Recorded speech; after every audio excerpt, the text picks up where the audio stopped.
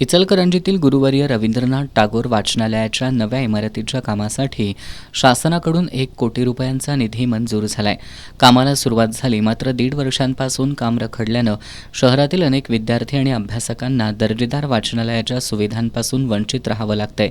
वाचनालयाच्या कामाला प्रत्यक्षात गती मिळत नसल्यानं शिवशाहू विकास आघाडी आक्रमक झाली आहे. त्यांच्याकडून आमदार राहुल आवाडे, महापौर उदय धातुंडे आणि आयुक्त पल्लवी पाटील यांच्या भूमिकेबद्दल प्रश्नचिन्ह उपस्थित करण्यात आलंय. शहराच्या शैक्षणिक अस्मितेशी निगडीत असलेल्या या महत्त्वाच्या प्रकल्पाकडे दुर्लक्ष का केलं जातंय असा सवाल शिवशाहू विकास आघाडीच्या वतीनं उपस्थित करण्यात आलाय. अधिकाऱ्यांच्या सुविधांसाठी आणि महापालिकेच्या भाड्याच्या वाहनांवर लाखो रुपयांचा खर्च केला जातो, मात्र विद्यार्थ्यांच्या अभ्यासासाठी आवश्यक असलेल्या वाचनालयाच्या कामाला प्राधान्य दिलं जात नाही.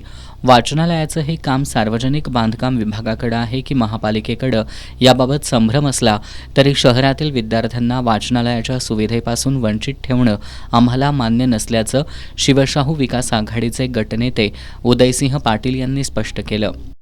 स्पर्धा परीक्षा देणाऱ्या विद्यार्थी आणि विद्यार्थिनींच्या जिव्हाळ्याचा प्रश्न, अभ्यासकांचा प्रश्न, हे चांगलं काम करायला तुमच्याकडे वेळ नाही, ह्याच्याकडे कोण बघणार आहे का नाही, हा या ठिकाणी मला प्रशासनाला प्रश्न विचारायचा.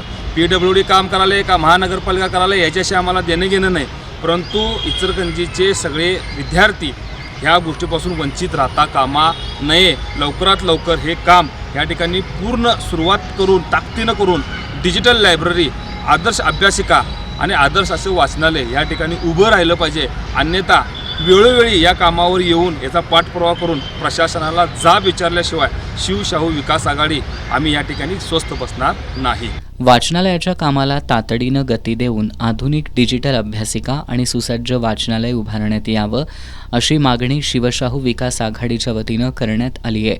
प्रशासनाकडे आम्ही पाठपुरावा करणार असून प्रशासनानं जर दुर्लक्ष केलं तर तीव्र आंदोलन छेडलं जाईल असा इशाराही शिवशाहू आघाडीच्या वतीनं देण्यात आलाय. दरम्यान शहरातील इतर विकास कामांवर मोठ्या प्रमाणात खर्च होत असताना वाचनालयासारख्या महत्त्वाच्या शैक्षणिक प्रकल्पाकडे दुर्लक्ष होत असल्यानं विद्यार्थ्यांसह नागरिकांनी नाराजी व्यक्त केली आहे.